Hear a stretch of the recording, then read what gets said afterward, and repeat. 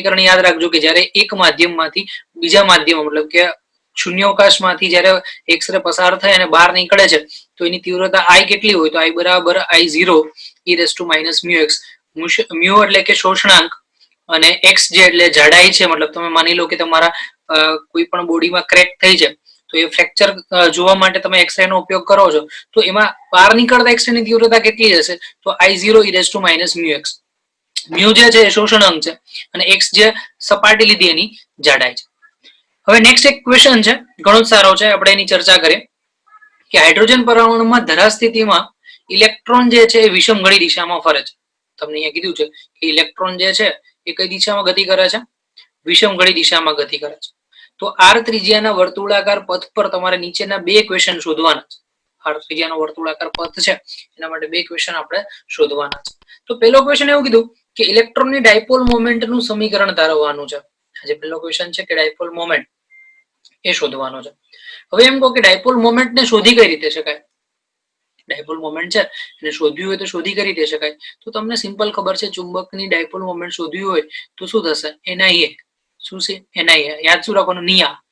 પછી બી જેટલા ચુંબકીય ક્ષેત્રની અંદર, ચુંબકીય ક્ષેત્ર તમે જો અહીંયા બી જેટલું છે, જે ડાયપોલ મોમેન્ટની દિશા છે એની સાથે કેટલાનો ખૂણો બનાવે છે? 30 ડિગ્રીનો ખૂણો બનાવે.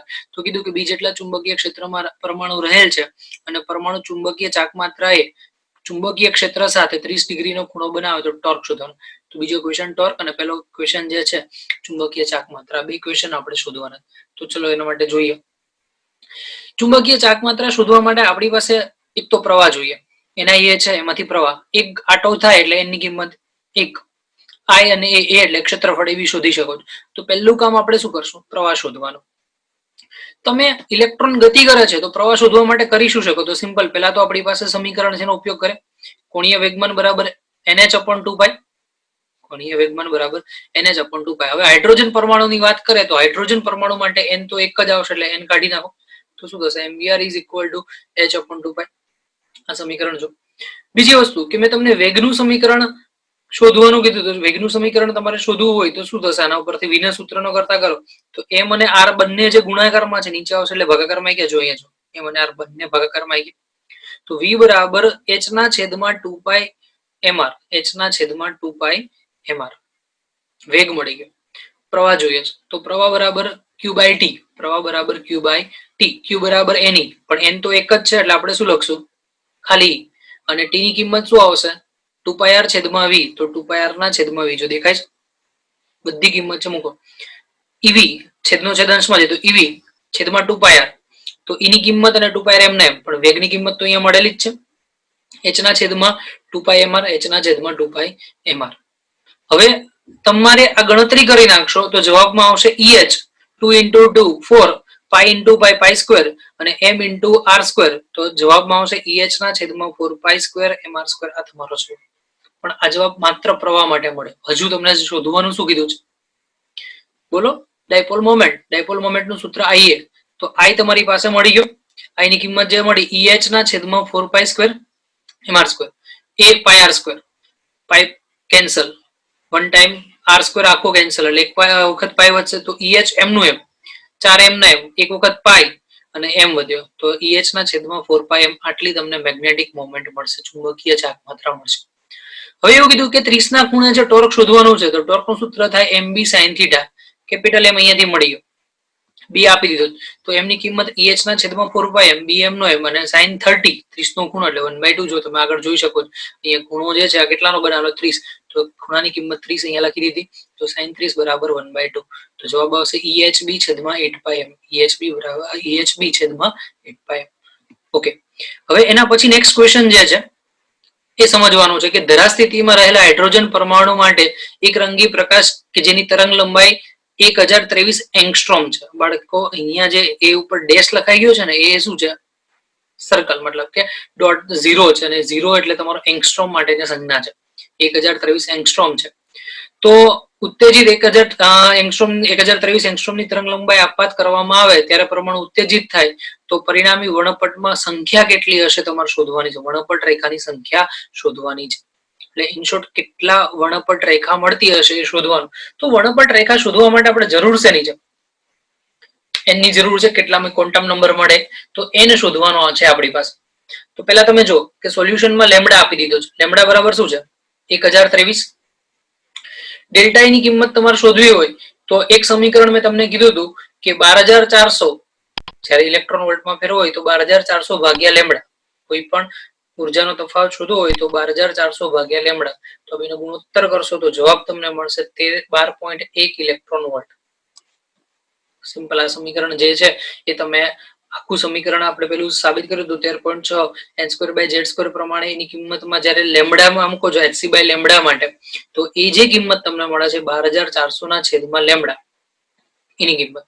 હવે બીજી વસ્તુ કે આ 12.1 તમને કિંમત મળે છે પણ એ 12.1 કઈ રીતે મળે? એક કક્ષામાંથી બીજી કક્ષામાં ઉત્સર્જિત થાય ત્યારે.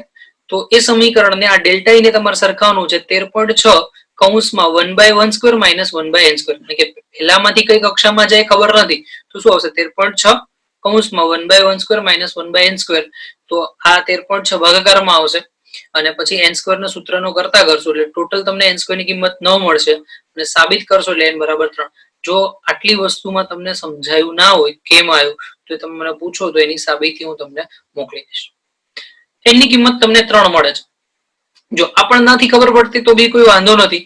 તમે સિમ્પલ જે ગણતરી છે લેમ્ડાની ગણતરી એ લેમ્ડાની ગણતરી માટે ડેલ્ટા E બરાબર hc/લેમ્ડા નો ઉપયોગ કરી ઇલેક્ટ્રોન વોલ્ટમાં ફેરવી નાખશો એટલે 12.1 જવાબ તમને મળશે.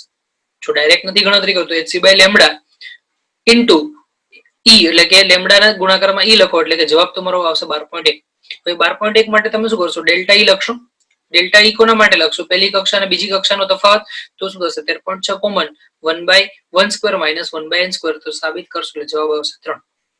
તો મેં તમને કીધું કે જ્યારે ક્વોન્ટમ નંબર 3 આવતો હોય તો હંમેશા એની તરંગ સંખ્યા શોધવી હોય, મતલબ કે કેટલી વર્ણપટ રેખા મળે, તો n × n-1/2, તો 3 × 2 ભાગ્યા 2, 2 કેન્સલ એટલે 3, તો અહીંયા તમને 3 વર્ણપટ રેખા મળશે.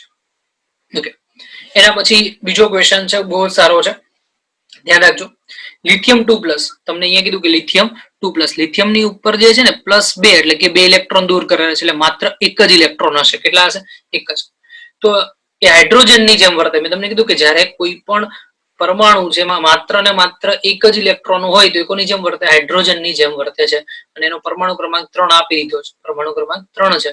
તો કીધું કે લિથિયમ 2+ માંથી ઇલેક્ટ્રોન ને ધરાવસ્થામાંથી ત્રીજી કક્ષામાં, ધરાવસ્થા એટલે કે n = 1, ત્રીજી કક્ષા એટલે કે n = 3, તો એને જરૂરી તરંગ લંબાઈ કેટલી હશે શોધવાની છે.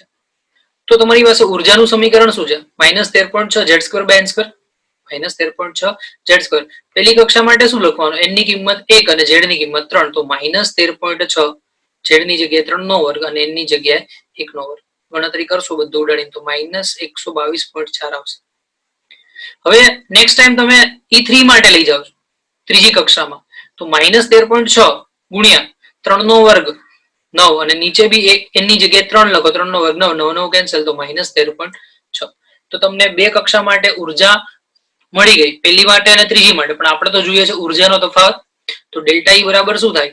E3 - E1, તો -13.6 -122.4, એટલે જવાબ આવશે 108.8. હવે 108.8 એટલે હું તમને બેઝિક એક્સપ્લેન કરું કે ત્રીજી કક્ષામાંથી કોઈ પણ ઇલેક્ટ્રોન આવે તો બે સંભાવના, કાં તો ત્રીજીમાંથી બીજીમાં આવશે અને પછી બીજીમાંથી પહેલીમાં આવશે. આ એક સંભાવના. અને બીજી સંભાવના શું થાય કે ત્રીજીમાંથી ડાયરેક્ટ પહેલીની અંદર આવશે. એટલે ટૂંકમાં તમારી પાસે જે ગણતરી કરશો તો ઇલેક્ટ્રોન જે છે, ઇલેક્ટ્રોન જ્યારે સંક્રાંતિ કરતો હોય તો ત્રીજામાંથી બીજામાં પણ આવી શકે, બીજામાંથી પહેલામાં આવી શકે અને ડાયરેક્ટ ત્રીજામાંથી પહેલામાં આવી શકે. હવે તરંગ લંબાઈ લેમ્ડા શોધવાનું, તો ડેલ્ટા ઈ મળી ગયું. hc/λ = ડેલ્ટા ઈ, લેમ્ડા = hc/ડેલ્ટા ઈ. મેં હમણાં જ તમને કીધું કે આ કિંમત શોધવા માટે શું કરવાનું કે 12400 લીધેલી હતી મેં. અહીંયા જો 12400 રાઉન્ડ ઓફ કરીને, અહીંયા તમને પરફેક્ટ વેલ્યુ આપેલી છે કે જે કિંમત તમે મૂકશો, ડેલ્ટા ઈ ની કિંમત તો 108 મળી, પણ hc ની કિંમત આવશે 12375. કેટલી આવશે? 12375. યાદ રાખજો, ક્યારે પણ hc ની કિંમત પૂછે ઇલેક્ટ્રોન વોલ્ટમાં તો કેટલી આવશે? 12375. બેનો ગુણોત્તર લો તો 113.74 એંગસ્ટ્રોમ જવાબ આવશે. 113.74 એંગસ્ટ્રોમ. હવે નેક્સ્ટ વાત કરીએ કે તમને કેટલી વર્ણપટ રેખા મળે, તો 3 છે, n ની કિંમત 3 છે, તો 3 × 2/2, કારણ કે વર્ણપટ રેખાની સંખ્યાનું સૂત્ર n × n-1/2, 3 × 2/2, 2 કેન્સલ, એટલે જવાબ આવશે 3. તો આજનો લેક્ચર આપણે અહીંયા જ સમાપ્ત કરીએ છીએ. બધી જ થિયરી આપણે પરમાણુની કમ્પ્લીટ કરી છે. તમને લાગે કે કોઈ એક્સ્ટ્રા વસ્તુ છે, તમને નથી ખબર પડી, તો તમે મને મેસેજ કરશો, બરોબર? તો એનો આન્સર આપણે આપી દઈશું. Wish you all the best. જય હિન્દ, જય ભારત, અને તમારી મહેનત કન્ટિન્યુ જ રાખજો. Thank you.